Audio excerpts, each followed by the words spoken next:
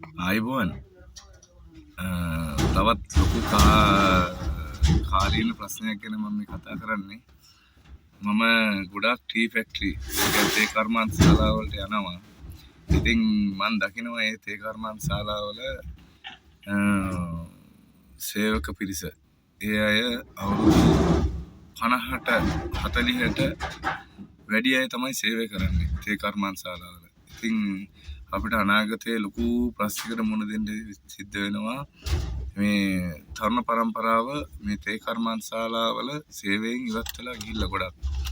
ඉතින් මේකට රජයේ සමාජයේ හැමෝම දැනුවත් වෙලා මේකට ඉක්මනින් කර්මයක් කරන්න ඕනේ. කියන්නේ ක්‍රියාමාර්ගයක් ගන්න ඕන. මේ විදිහට ගියොත් ඇත්තටම තේ කර්මාන්තේ කඩාන වැටෙනවා.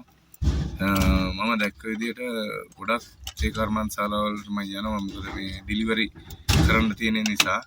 ඉතින් ඒ හැම එකම හුඟක් වයෝවෘද්ධ, ඒ කියන්නේ අවුරුදු 50න් ඉහළ අය තමයි සේවය කරන්නේ.